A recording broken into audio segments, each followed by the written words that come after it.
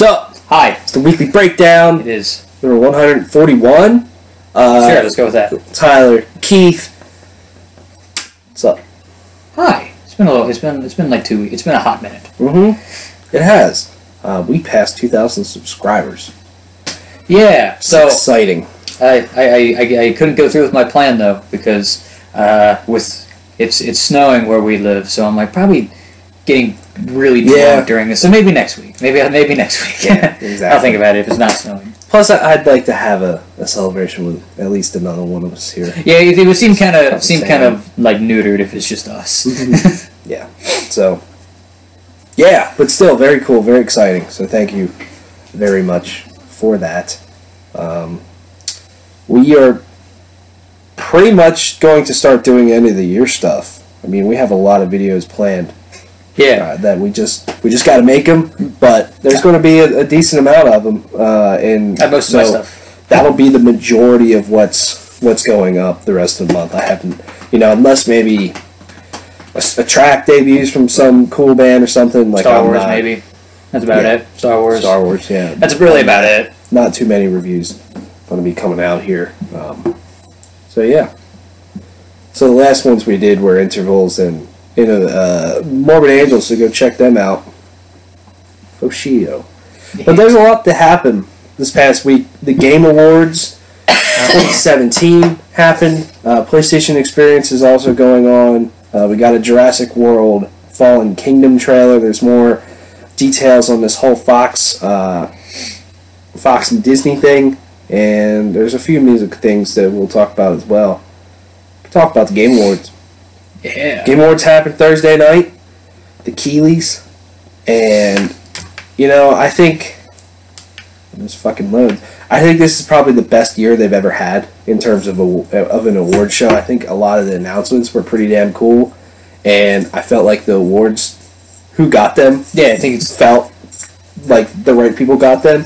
And also, it just wasn't a train wreck. It wasn't a train wreck in terms of, weird, awkward advertising moments or something like that. I mean, there was the one guy, the Way Out developer, that, totally went off script, but that was just fucking awesome. He did that. But it just felt like a tight show. And I think the best part about it was there's just so much bullshit that goes on in the world and in the world of video games. Just, so much negativity all the time. And this was just a night of complete joy and celebration of the things that were great about this year. Yeah. And it was just an awesome, 3 hour show. And so props to Jeff Keighley for that, man. I mean, I think he delivered on some stuff. We'll go through the announcements first, and then we'll go through the winners. Got a new Death Stranding trailer. An 8-minute trailer. And,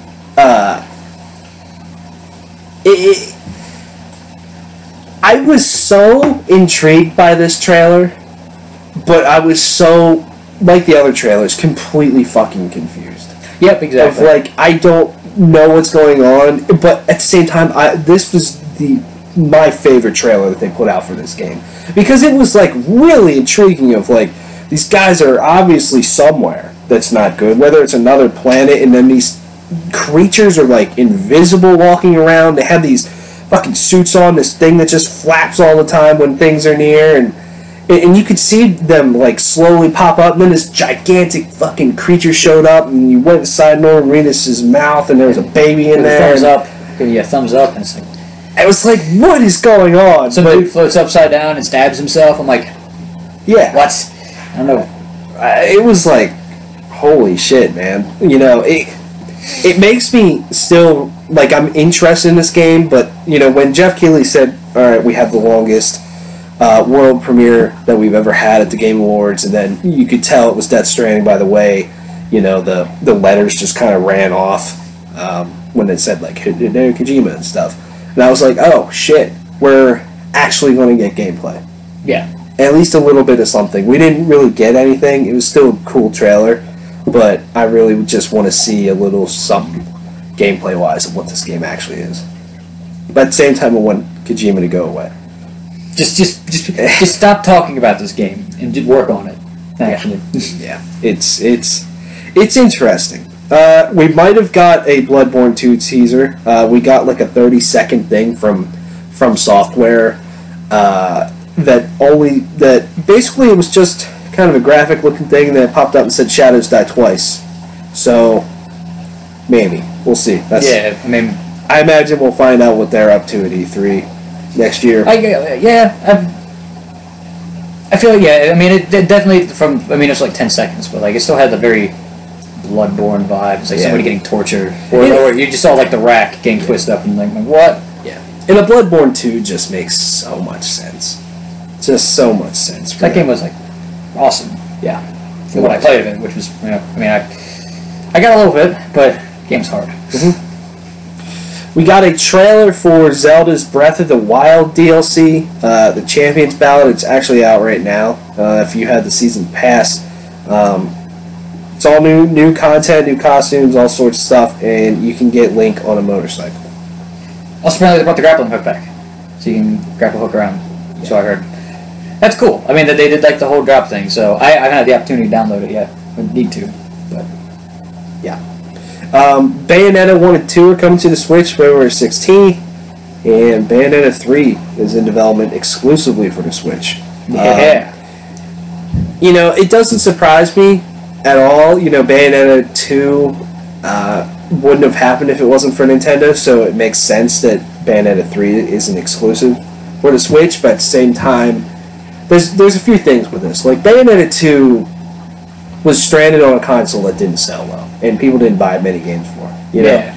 So now it's getting put on the Switch to a whole new audience of people that are hungry for new games to play on it. So it has a great opportunity to find a way larger audience, but at the same time, like, Bayonetta just didn't light the world on fire, sales-wise. Yeah. So it's interesting that Nintendo invested in that, but there's some people out there that we'll go buy a Switch for Bayonetta. Now that it's coming out, I'll probably get the first two on the Switch so I can play it. Yeah, you can play it. The second one looked really fun. Yeah, I've only played Bayonetta 2, and I thought it was a fucking amazing game.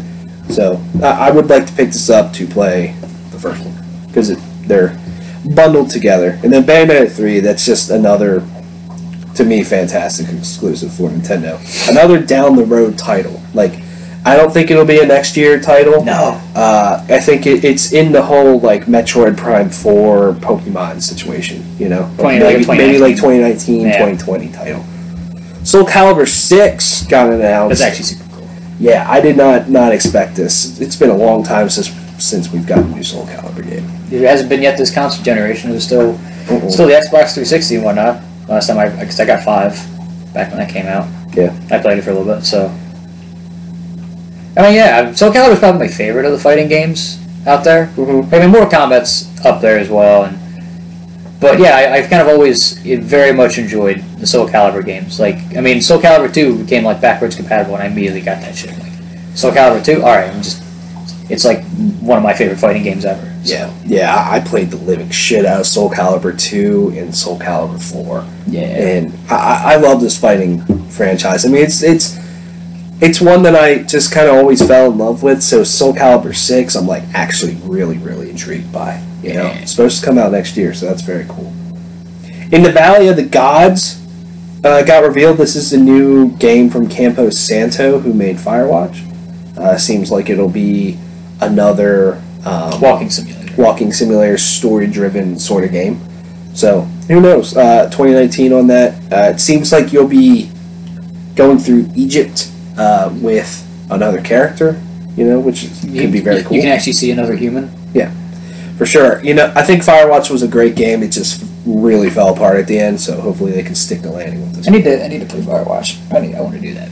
Fade to Silence got revealed. This is from THQ Nordic. It's a survival game. It's going to be. I think it's a Steam exclusive. It's only on Steam. It's in Steam Early Access right now. They said it'll be on other consoles. Oh, okay. I must have just misunderstood that. It's in a wintry post-apocalyptic world where humans fight to survive against harsh elements. So there you go. PUBG is going to launch on Xbox One this coming Tuesday, December 12th, and it will be out officially December 20th on PC. Now it's going to fuck up everybody's Game of the Year vote. Yeah. Yeah. Because now it's an actual game. Yeah, exactly. Sea of Thieves, March 20th is when that launches. I'm excited for that. I think that'll be a very fun game to play. We got a new trailer for Dreams. 2018. 2018. Apparently. Dreams is still a thing. I forgot about that game. I really did. Until somebody brought it up like a week ago. Yeah. A Way Out, which is that cool co-op game that EA revealed at E3, has a release date of March 23rd, and we got a new trailer for that.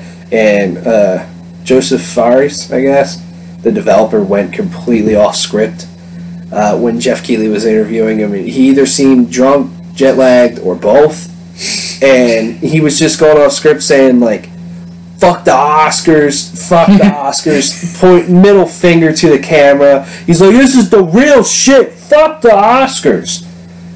Come on. And then he went off, further went off script, and he's like, you know, this game doesn't have any of the EA loot box shit. EA's publishing this. And then he's just like, hey, listen to me.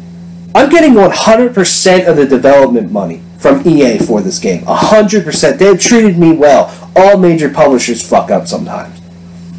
Which I was like, okay, yeah. All right. At least he's just being very blunt and truthful there. At least it seems like it. So that's cool. I'm looking forward to that game. I think it'll be pretty damn cool. Witchfire got revealed. That one looks pretty cool too. Yeah, so this is like a shooter from the team that did The Vanishing of Ethan Carter, which was like a story-driven walking simulator sort of game, but they've also done Painkiller and Bulletstorm, so this just kind of makes sense, but yeah, it did look cool. It's a game called GTFO, which is a 4-player co-op experience from the game designer behind Payday and Payday 2. I love the title of this game. GTFO, it's like a survival game. Like yeah, there's like a lot of zombies and all like, sorts of shit. This looks cool. Yeah. We got a new Metro Exodus trailer, fall 2018 on that one. This is looking cool. Yeah, need to play the first two. Yeah, me too. There's a World War Z video game coming out. Who knows if that'll be good. The guys that did Job Simulator is going to be putting out Vacation Simulator, PlayStation VR, Oculus, and Vive next year. That could be very fun. Job Simulator is amazing. Job Simulator is really fun. Like, surprisingly so. Yeah. Accounting Plus is coming to PlayStation VR December 19th. I didn't really understand this game. It's or at least the writers. It's like the Rick and Morty game. The people who do Rick and Morty, I think, wrote for this game. They did the first one, or they brought it, or is it? Is that it's not a sequel? I think they brought it to the PlayStation VR, but that's what it is. It's just stupid randomness, right? If I remember correctly, right? If I'm not getting my games crossed, because I think I've seen gameplay of it, so, but I believe that's what it is. Yeah. Did it look outlandish? It looked ridiculous. Yeah, again, that's probably what it is. That's more likely than not what it is. Then. Yeah. Fortnite is getting a 50 versus 50 mode. It's only for a limited time, but still, I want to do that. I don't know why it's a limited time. That seems like something that'd be awesome. Yeah. Like, it's like everybody's like, yeah, you're just copying PUBG. It's like 50 versus 50. Now what? Yeah. I don't know why they don't keep this in. That's just another cool option for it. It's only available through December 17th. December 17th, yeah. Wow. So it's like a week from today? Today's the 10th? Mm-hmm. Yeah, today's the 10th. Yeah. So those were all the announcements. Some solid ones in there, for sure. You know, I think Metro Exodus looks awesome. GTFO, Witchfire could be good if they deliver. A Way Out looks awesome. It's good to have a release date for that. Sea of Thieves, it's good to have a release date for that. There was a lot of... yeah, I mean, there was a lot of cool experience games, which is a little bit different, because normally, like, there's usually one or two almost bigger games that get, like, announced at these each year, you know what I mean, kind of? Like, I don't think so, not recently. Not since the Game Awards has not been on TV. True. You know? Like, honestly, them revealing Skyrim in The Last of Us in Metal Gear Solid 5 is the worst thing that's ever happened to the show. Probably. You know, those, don't get me wrong, that's awesome, but that's all people want and expect from this show anymore. It's like, the announcements you're going to get are going to be cool, but to me it'll just really be a shocking thing if Bethesda comes back next year and announces Elder Scrolls 6 at this show. You know what I mean? Yeah. I'm not saying it's out of the realm of possibility. Yeah. But I just think, not getting as much money to put the game out there. And it's not on Spike TV anymore. Yeah. Like, a lot of people watch it and pay attention to it, but I think announcements like Nintendo announcing Bayonetta 3 or Soul Calibur 6 getting announced. Like, those are pretty big. Those are awesome. Those are pretty big. I think those are kind of as big as you're really going to get. In terms of, like, brand new. We've never heard of this before.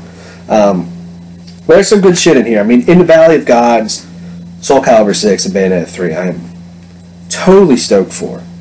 And I'm totally stoked when Death Stranding becomes an actual video game. They stop and not a concept, not just a concept. This thing that you hear about every 6 months. Have they started development on the game, or are they just making trailers? Fuck no.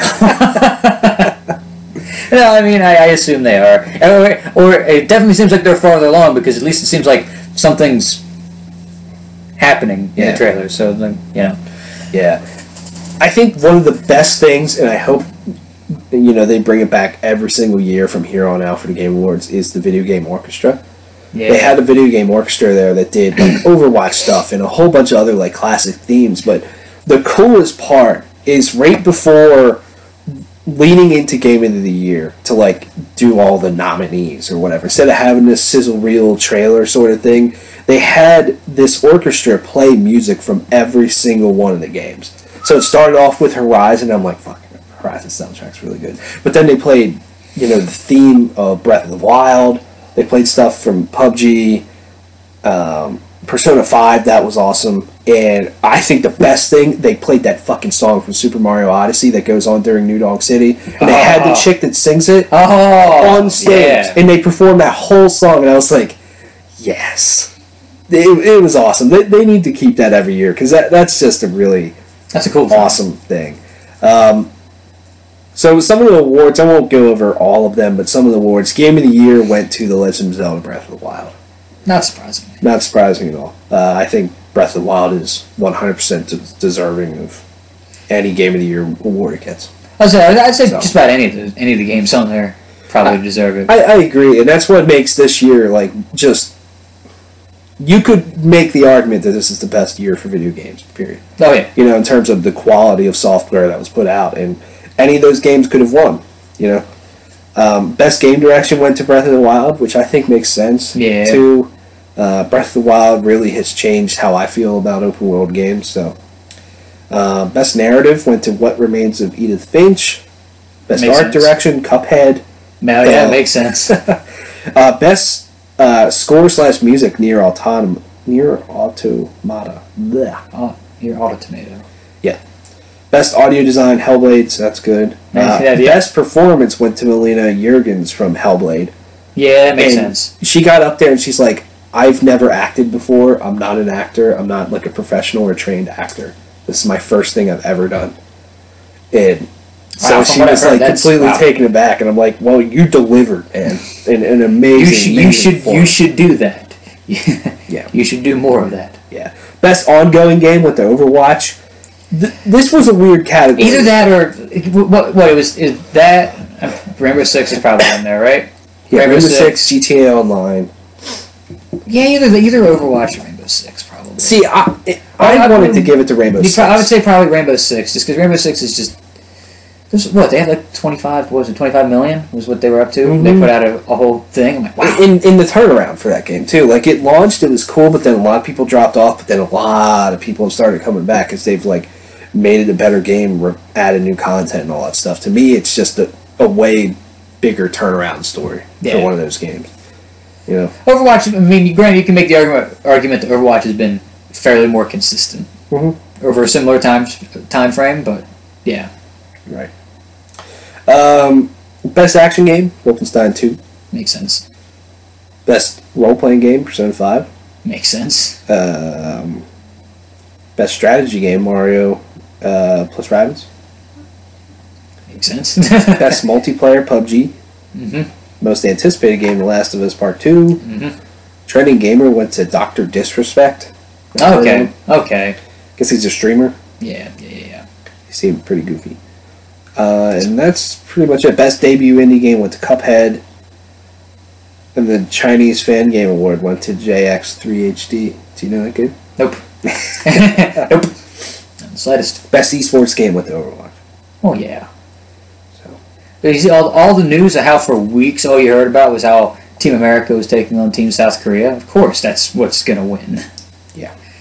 For weeks, that's all you heard about on IGN. It was like every other headline. Agreed. So yeah, I mean that's the Game Awards. It was a solid show. It's definitely probably just my favorite all around show that I think they've done in a long time. But come on, dude, the VGXs. Yeah. That show was a goddamn train wreck, man. That was a disaster of a show. You know, like I remember us watching that show and just being like, "This shit does not end." Like, what? 20 minutes of the GTA 5 soundtrack. I know. Fuck. I don't get it. Right. So, yeah.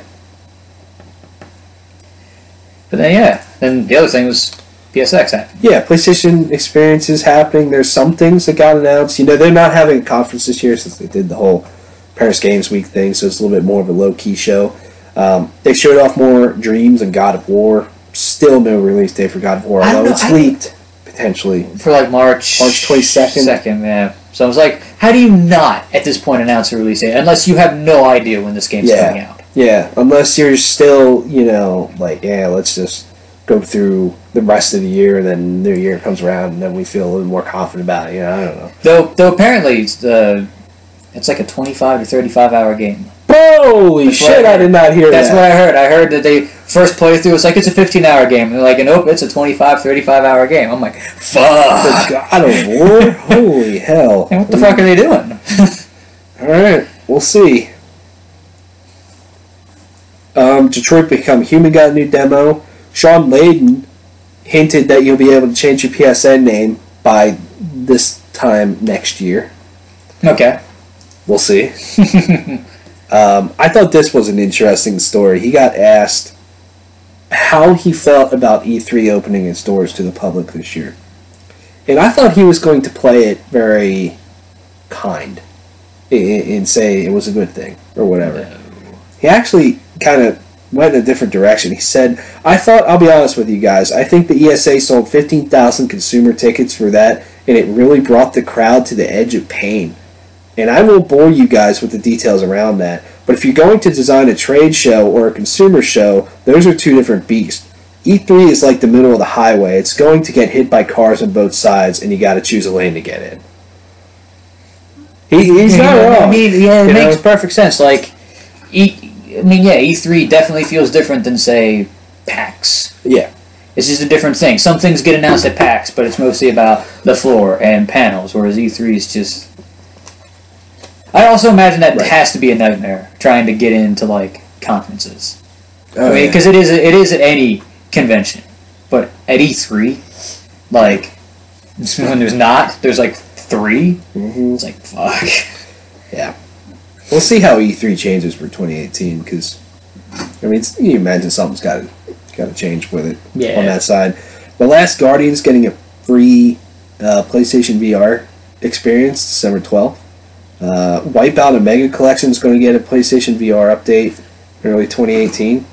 Medieval is getting completely remastered for PS4. Fuck right. That's pretty neat. I've never played that game. That's a 20-year-old game. I'm like, fuck. That's like the only original PlayStation game that I remember playing, and I'm like, this game's fucking awesome. Yeah, I never played that game, so I'll have to check that out when it drops. There's some other things. Knockout League. It's a PlayStation VR game. Blaze Blue Cross Tag Battle. It's another fighting game in that franchise coming to PS4. Some indie stuff. Tower 57. Rick and Morty Virtual Reality is happening. It's coming to PlayStation VR. So, awesome. So I guess at double the Rick and Morty style content on your PlayStation. Mm-hmm. Just looking here. So yeah. Well, there's two other things. I don't know if they were announced at either of these shows, but I know they were announced. There's that Battle Royale mode for Dying Light that got announced. It's not a battle royale though. It's 6v6. It's PvE and PvP, but you're going out and you're collecting, or it's like 6 players or something like that. But you're going out and you're trying to collect something and get it back to a certain point. Like, that's not a battle royale to me. To me, a battle royale is like everybody's fighting and there's one standing. Yeah. You know what I mean? But a battle royale with Dying Light and zombies, like just fucking amazing. Throw zombies in the mix. Oh, yeah, that'd be awesome. And then the other thing which pissed a lot of people off is Bridge Constructor Portal. So Bridge Constructor is like a popular like mobile game, and there's been rumors for like the last week that there might be a new Portal title coming out, and then it's this. It's your Bridge Constructor with portals, and a lot of people aren't happy about it because it's like, they want a Portal game, right? Because Portal 2 is like one of the greatest games ever made. Yeah, and it's like, and you're doing this.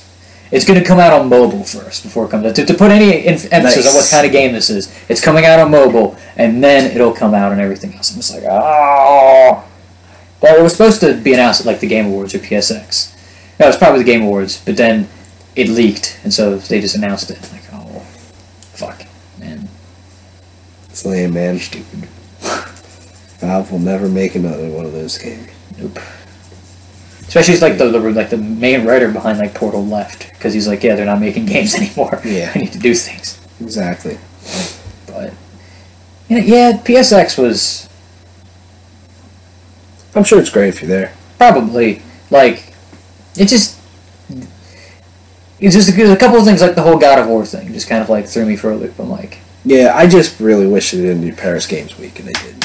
Was this where they showed off that Detroit gameplay? They did show off Detroit gameplay. Which that looked interesting. I mean, they had the whole the crowd helping make decisions, like shouting out stuff. But like the way at least this one worked, because I'm assuming, basing by all the trailers we've gotten, I'm assuming we're getting multiple characters. Mm-hmm. So you're playing as like an investigator, and you go into like a house where I forget what they called them, whatever the androids are called, like. Killed the homeowner and then has the daughter hostage, and you have to look around and get clues to try to figure out the best way to approach the situation.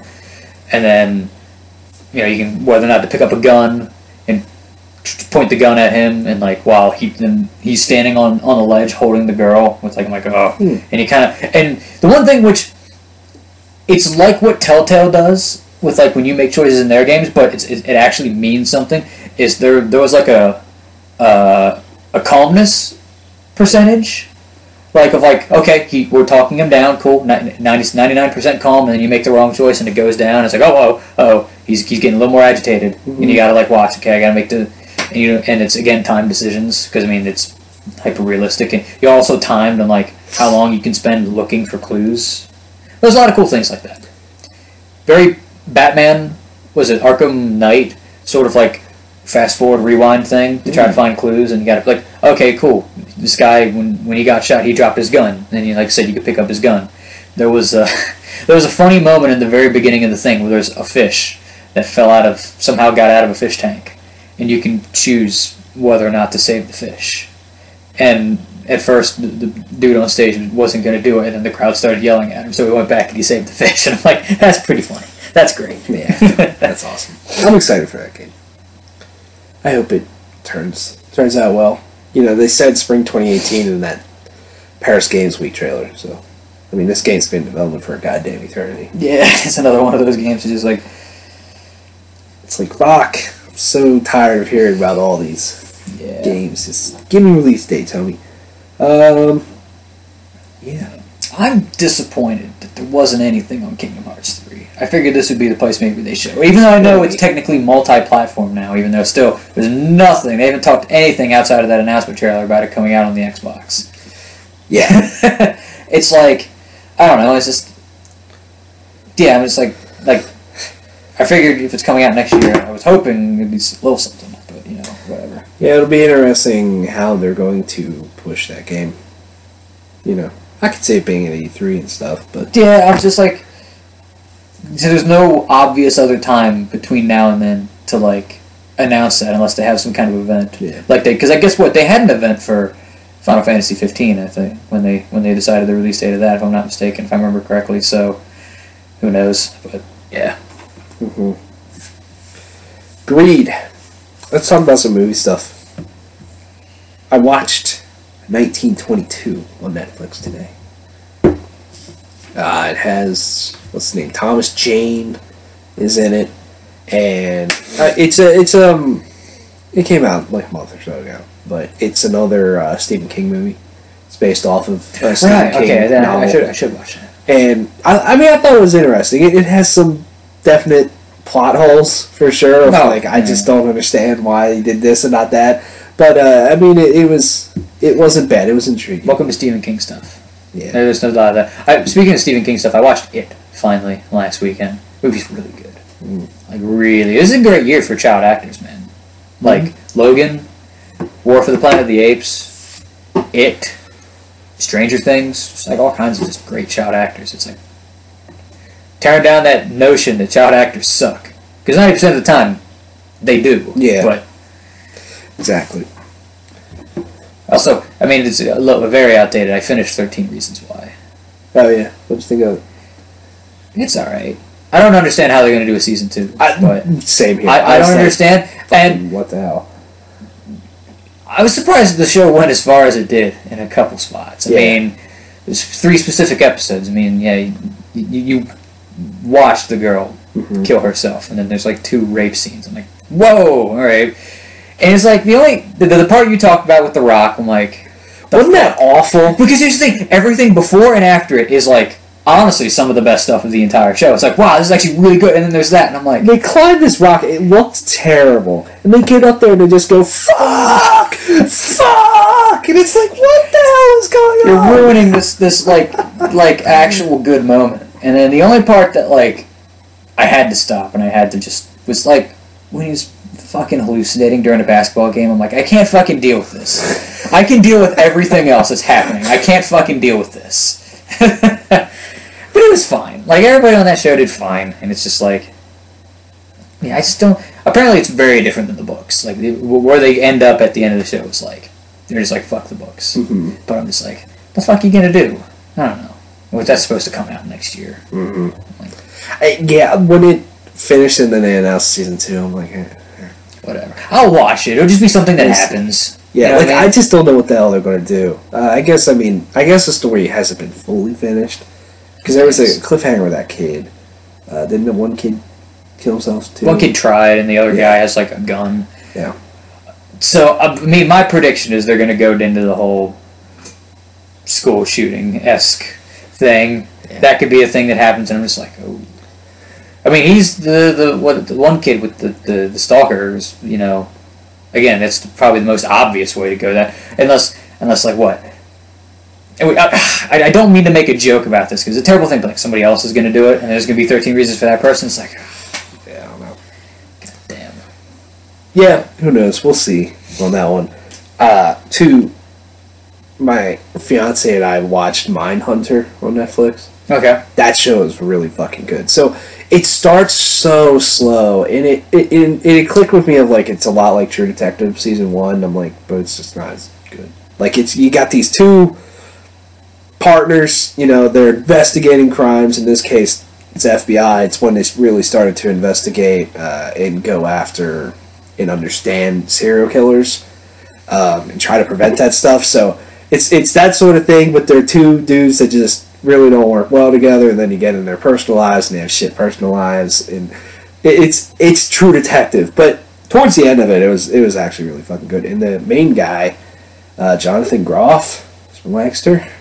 Oh, cool. Yeah, he went to apparently Conestoga Valley.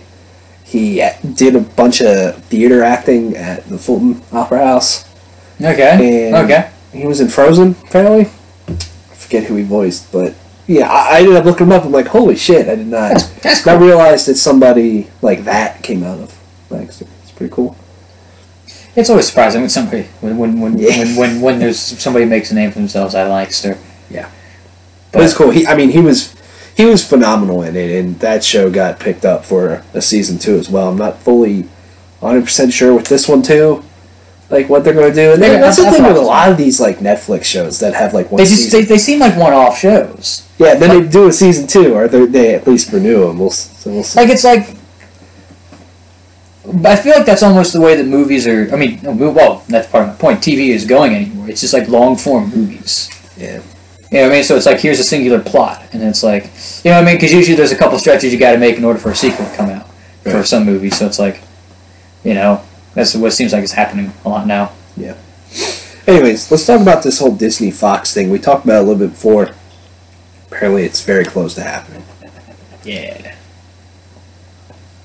CNBC reports that Disney's potential acquisition of the media company could come as soon as next week. Fuck, yeah. With the deal expected to be reportedly worth more than $60 billion. While the FTC could try to block it, both companies are said to be interested in the acquisition.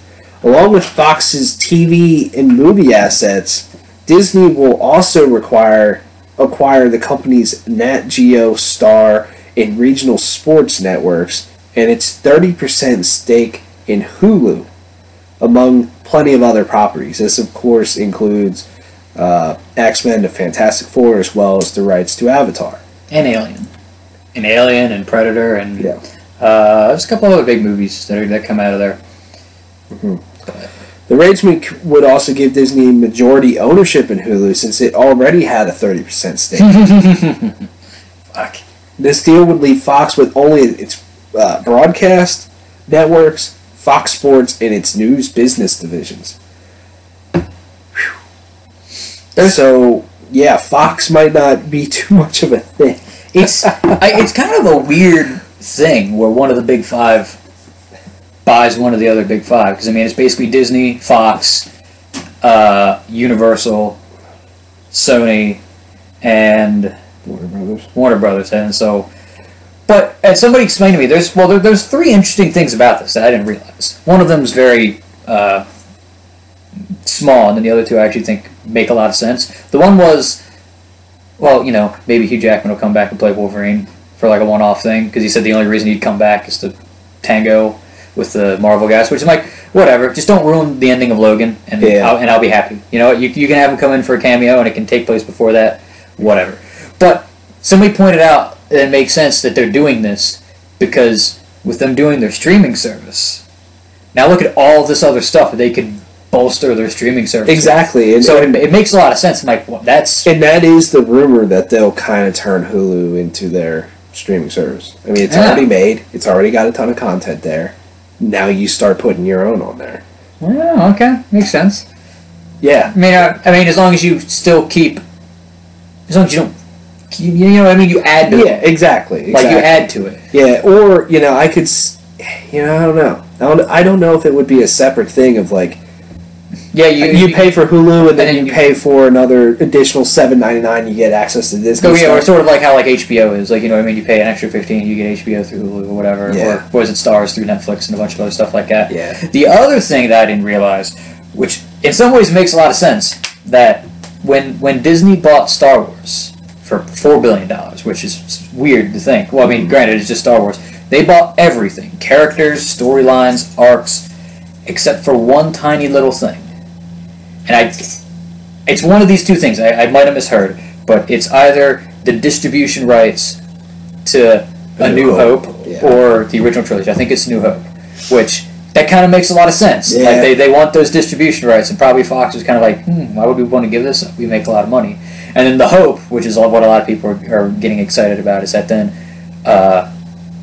Disney could then put out the theatrical versions of the original trilogy, which would make a lot of people happy. Yeah. Because, you know, getting rid of... No more Hayden Christensen in Return of the Jedi.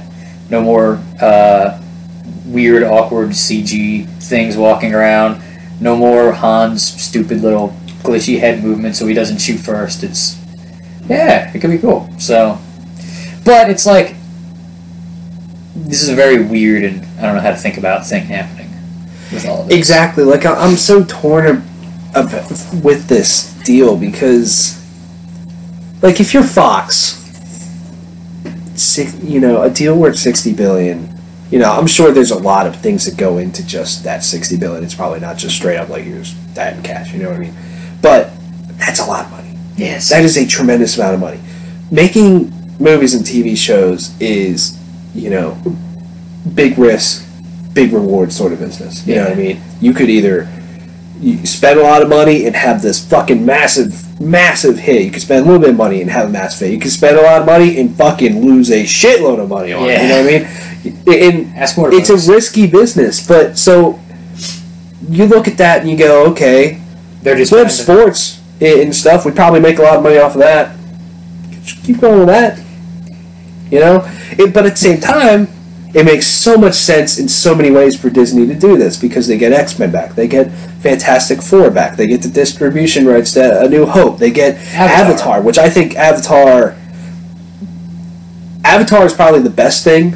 Yeah. This deal is the best thing to happen to Avatar because I feel like it is just like way too late for Avatar 2 and for people to really care about this. But if you make it Disney thing, people will probably care about it, and they'll probably be a very successful movies. And Avatar under Disney just makes a lot of sense. Now, there's other properties that I don't think makes too much sense under Disney.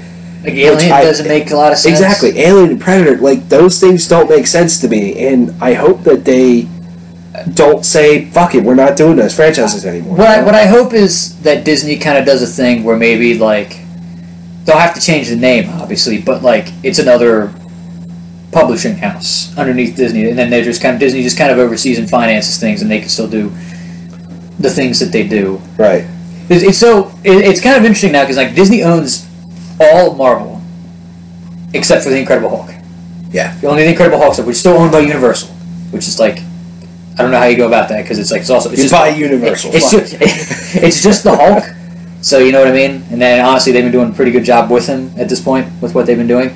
But I heard a rumor in between this time when the deal first came out that it might be happening, that supposedly, this is probably just a rumor now at this point, that whereas they probably couldn't afford to buy, well maybe they probably could, but like they weren't buying the whole company, but Sony was throwing their hat in to purchase the Marvel stuff, which would make a little bit of sense since they're trying to build a cinematic universe, a Spider-Man cinematic universe without Spider-Man, and so now have the X-Men. I was like, that would give people more reason to watch that stuff. Because right now they just have Venom and Silver and Black, and those are the only movies that are supposed to come out.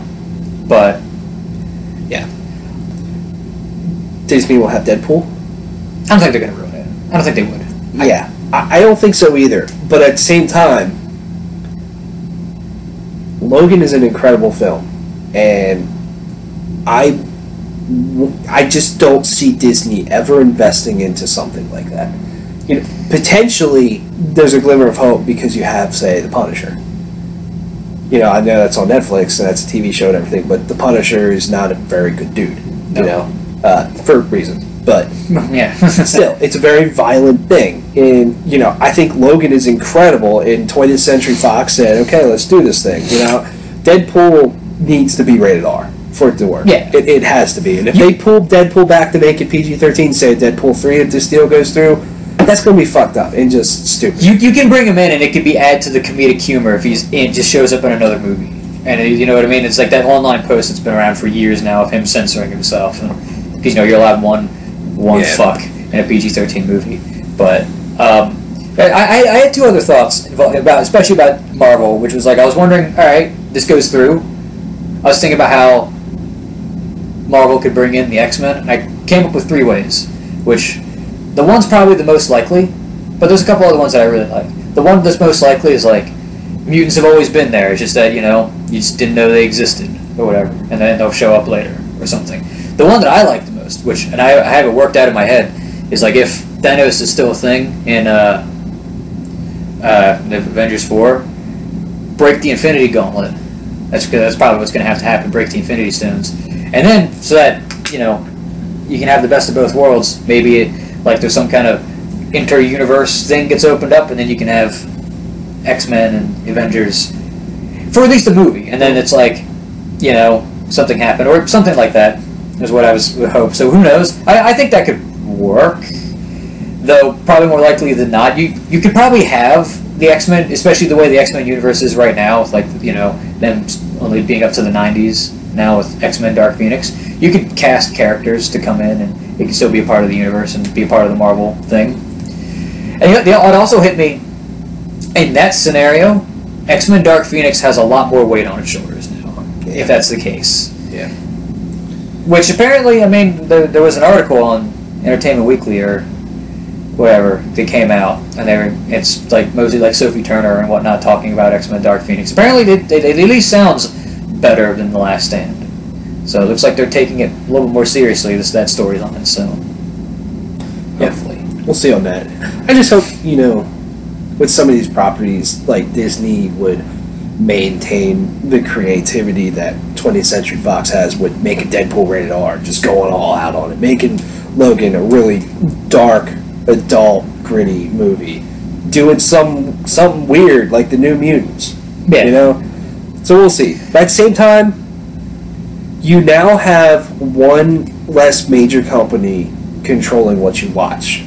You know what I mean? And it's just getting to the point where there's very few companies that are going to be out there that are going to control what you watch and consume as entertainment. You know what I mean? Of like, so it's such a effy thing because that's it. Like Disney does good stuff, but they're also very safe with what they do. Oh yeah, a lot of times. Yeah. So in this whole Disney streaming service thing, could be cool. I don't know. It sucks that it's not on Netflix, but I would watch a Star Wars show. I would. If it was I'd good. Watch a Star Wars show. I'm sure a lot of people would watch a Star Wars show. That's not animated. Even the animated ones. Well, 2 of the 3 animated ones have been pretty alright. Yeah. Maybe that's how they should redo the prequels. Just do it as a TV show. Fuck right. Why not? The last big story for the week is kind of a no-brainer, but Justice League box office disappointment leads to DC Films reorganization. Warner Brothers is reportedly planning to reorganize DC Films in the wake of Justice League's disappointing performance at the box office. John Berg will no longer run DC Films division and will instead become a production partner alongside Roy Lee, who did the Lego Movie, and Stephen King's It. A search for Berg's replacement is said to be currently underway, and the restructuring is expected to happen in January. They said, "This is something that John approached me about 6 months ago, and he expressed his goal was to ultimately be a producer at the studio," said Warner Brothers Pictures Group President Toby Emmerich.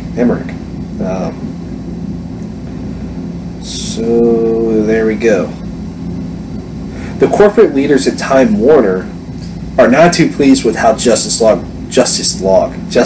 performed at the box office, and that's basically why Justice League. Its budget was reportedly upwards of $300 million, and it has only made $570.3 million worldwide after just 3 weeks. Jeff Johns is expected to continue to serve as chief creative officer for DC, and his role in future DC films could evolve into more of an advisory position. Meanwhile, there are currently no plans for Zack Snyder to direct another DC movie, though it is possible he could helm one in the future as part of his production deal with Warner Brothers. That said, Time Warner is reportedly frustrated by the studio's decision to continue to have him direct DC movies, especially after the negative critical reception of Batman v Superman. So, I think, a lot of this is kind of like a no-brainer thing. Like, there needs to be a lot of shake-up for DC in their films, because they're not, minus Wonder Woman, they're not great. They're not great. And especially, like, Batman v Superman and Justice League should have been billion-dollar movies. It just has it written all over it. And Justice League, especially not doing well, is like crazy. Yeah, that sucks. And also, apparently, this is even messing up the personnel with the movies. Supposedly now they're looking that Ben Affleck's not going to play Batman in the solo Batman movie, but he will play Batman in Flashpoint, which more likely than not means that that's just going to be their X-Men Days of Future Past, where they retcon things and just fix it, which is like...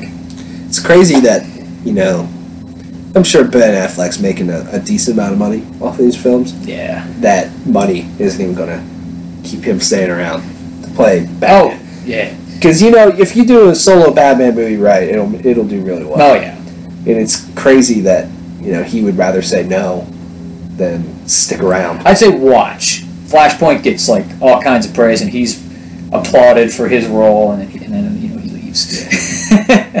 And I mean, they have a good director on board with Matt Reeves. It's not a Zack Snyder situation. No. Matt Reeves has done really well with the Planet of the Apes movies. Yeah, like and yeah, I mean, that movie looks like it's going to be good. So it's like, hopefully, granted, I don't even think they started production, but just the way the movie sounds, it's like, yeah. I mean, the whole Zack Snyder thing, that makes sense to me too. Of like, obviously, his vision of what this DC thing, this universe should have been, did not pan out. Isn't working out. Yeah. So, why would you bring him back to continue to do movies? Because they might not turn out well. Yeah, it's just like he has a certain style that works sometimes. You know what I mean? Like Watchmen worked.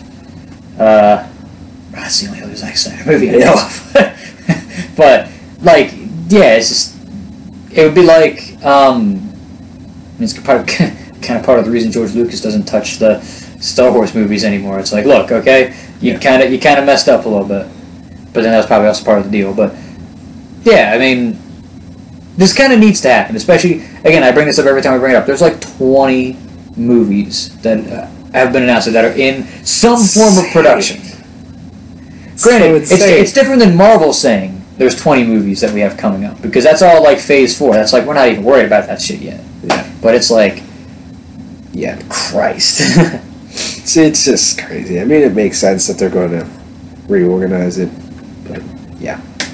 Oh yeah, shit, I forgot about that. I'm sorry, I thought about it. I'm like, nope, we got to do this too. All right, there is one more movie thing. One more movie thing, and then we'll get to the other stuff. Jurassic World 2: The Fallen Kingdom has a trailer. Yes. It's a stupid trailer. Look, the first movie is not good, really, but it was fun. It was a dumb, fun movie to watch. And that's exactly what this movie looks like. It's going to be those fucking explosions, but dinosaurs. It's like, what? But this movie, I'm just like, everything about it, like, right away, I was just like, no. Like, no, it's almost everything. Like, the whole scene with Chris Pratt in that raptor. I got so fucking pissed off. I'm like, come on. I know. Fuck that. And it's like, of course they have Jeff Goldblum back in this one. Of fucking course. Of course he's going to say the fucking line that everybody likes. Exactly. Life finds a way. And then you have... So, I guess, what, is the bad guy a fucking volcano in this movie or something? I guess. I don't know. This volcano is exploding. This trailer should have ended 4 different times. It should have ended like there. Just show it exploding, and a couple things running away, and then, Jurassic World, June 22nd. But they kept going, and they showed us, like, the whole fucking sequence of them running down this mountain. And like, the worst part to me is, you know, they're in their little rolly pods, and Chris Pratt's about to get in, and this dinosaur comes around, and this real mean is about to go get him. He's running towards him, and then that fucking T-Rex comes out of nowhere, like at the end of the Jurassic World 1, and it's just like this epic, and it's like, and they show the whole thing. Like, stop! Like, just show the thing coming up and, like, be getting close to him. And then that's another point you could have ended. It just ended there. And it's like... Yeah, and then they just keep on going, and they're going down the mountain, and then the dinosaurs start fucking falling into the water, and it's real sad and everything, but it's like... I don't know, this trailer just made me way less excited to see this movie. It's not a good trailer. No, it just doesn't make any sense to me. It's okay, though. The Raptor remembers him. The Raptor's good friends with him. Yeah. That thing that people were only tolerated in the first movie, let's double down on that. Yeah. Yes. We'll see with Jurassic World Fallen Kingdom. I mean, I'm going to see it. Yeah, definitely. But will it do as well as the first one? The first one just lit the fucking box office on fire. It had like, what, 1.5 billion or something? Something like that. The first one had like... I'll admit, the trailers for the first one are some of the best marketing for trailers I've ever seen in a movie. Especially that first one. It looked like SeaWorld. I'm like, this is awesome. Yeah. So did everybody, and then the movie kind of came out, and everybody's like, eh. That's my ringing endorsement of Jurassic World 2 Fallen Kingdom. Yeah. Meh. Chris Pratt has the payday coming in, though, dude. He's got Guardians of the Galaxy. He's got 2. that. Probably 2 Avengers movies. And then this movie. Probably a third Guardians of the Galaxy movie. Probably a 3rd Jurassic World movie. More likely, I think there is planned a 3rd one. They're doing it. I think they plan to do another trilogy. It's like it's gonna be rolling in the cash. Passengers 2. I'm joking. No, that's not. Yeah. Yeah. I mean, I don't think Chris Pratt's bad. He just doesn't excite me too much. No. Like a lot of really great actors are, but he's not awful. He's a comedy actor. Yeah. And it's just weird they put him then in like these roles. Like that's why he works in Guardians of the Galaxy, because it's part comedy, whereas Jurassic World he's not really a comedy role. He's just kind of there, and it's like it works. He pulls it off fairly well, but it's like meh. We'll see. June 22nd. I kind of was totally forgot about this movie until we got a trailer for it. I thought it was gonna be July. It was always gonna be later. But I'm like, all right, June, cool. Why not? Yeah. Why not, right?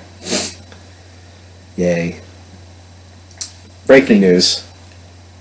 Right here, live. Jessica Jones Season 2 comes out March 8th. Oh! 2018. Yeah. I'm all about that. It'll be... I literally was wondering the other day, I'm like, when's that coming out? Yeah. It'll be 13 episodes. Of course. Kristen Ritter. Of course. Pick up the pieces after everything that happened, that transpired with Kilgrave in Season 1. What about all that shit that went down in Defenders? You're just going to forget that happened? Probably. Yeah. It's not bad. For Trish is going to be back. Malcolm and Jerry. All those characters are going to be back.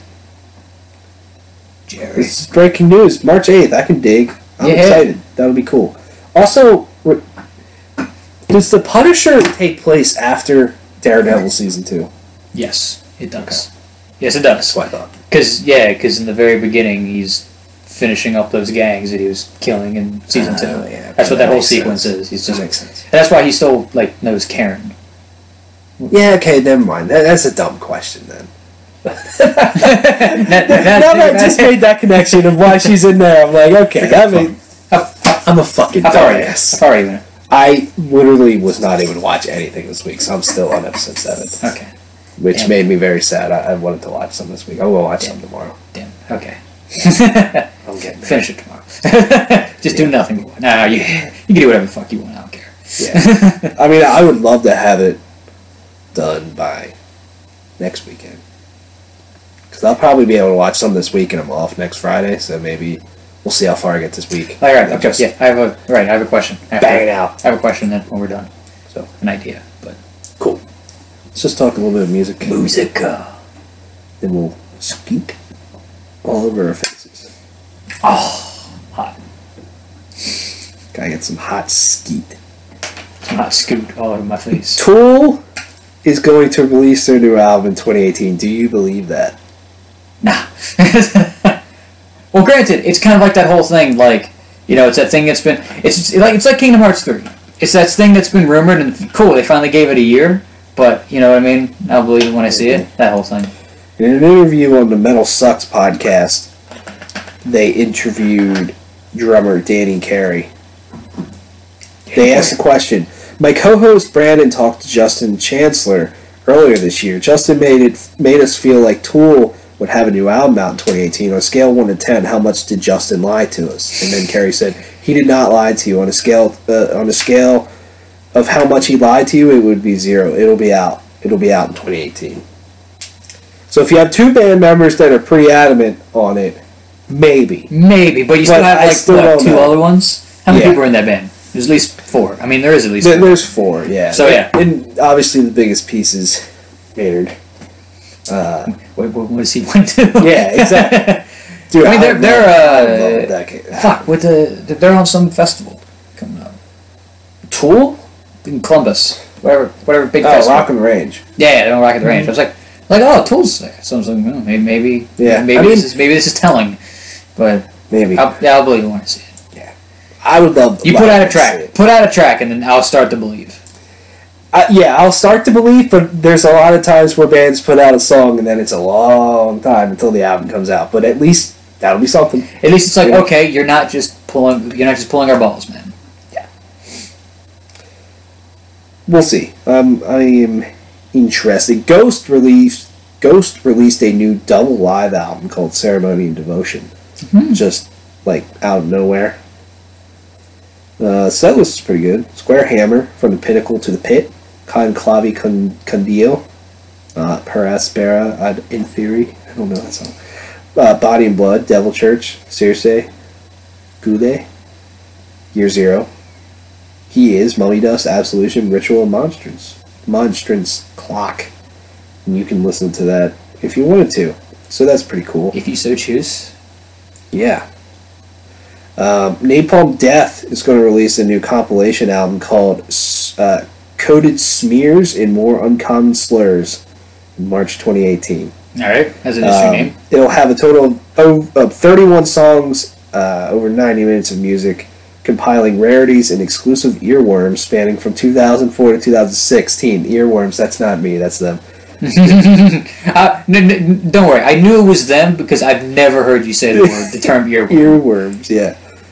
So, that could be very neat. Septic Flesh, Dark Funeral, and Thy Antichrist are touring.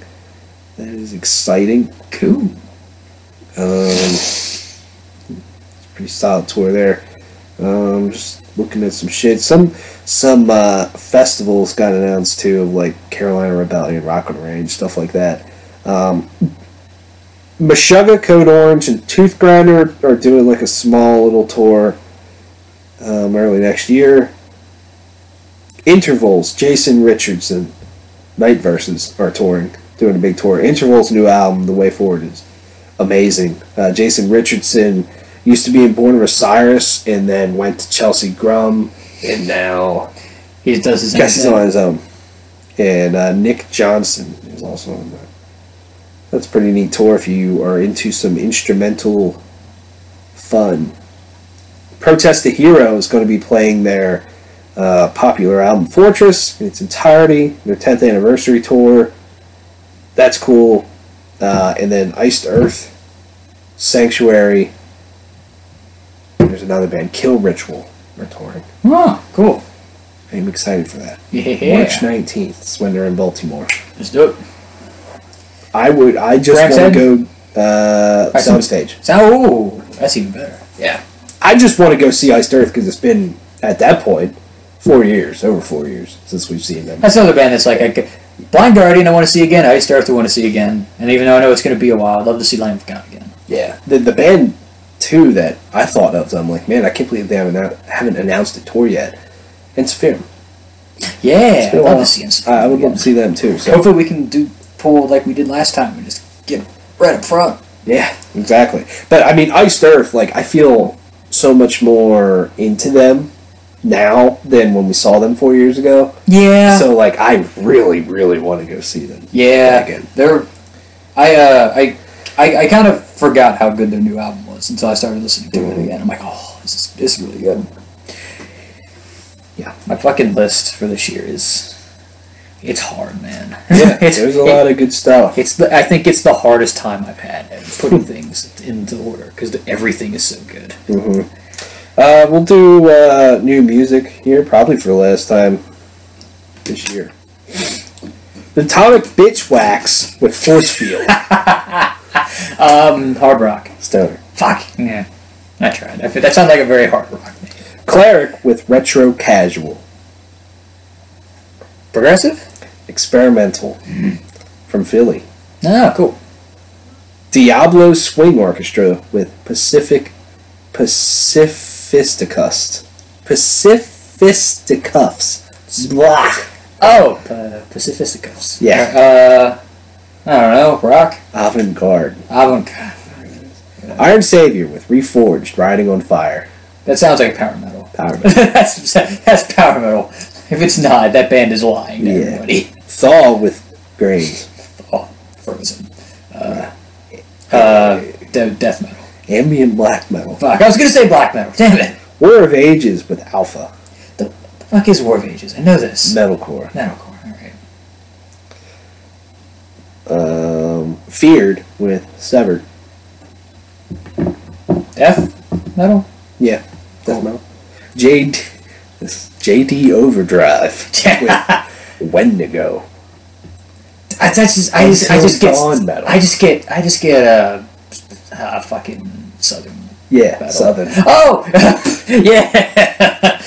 Just because of JD Overdrive. Nightingale with Rock Hard Live. Hard rock. Progressive metal. Oh fuck. Two more. The Clearing Path with Watershed between within Firmament in the realm of Hyperborea. Progressive. Black metal. Damn it! I'm like, that sounds. It's such a long name. I'm like, damn it. Black metal bands sometimes have really long names. All right, I'll have to remember. Wildstar with Beyond the Rain. Wildstar. Heavy metal. Power metal. I was gonna say power metal. Okay. Yeah, so not too much there. We're getting close to the crunch time. Yeah. Not much is coming out. Exactly. That's it. That's all she wrote. Wow. Hour and 5. That was quick. Yeah, it was. So I mean, because we just talked a lot about a couple topics. There wasn't like 15 topics like there is sometimes. Mm-hmm. So, yeah. But end of the year stuff is happening. We will make it, and you will watch it, maybe. Hopefully, please. Please I'd watch like it. so. See ya. Bye.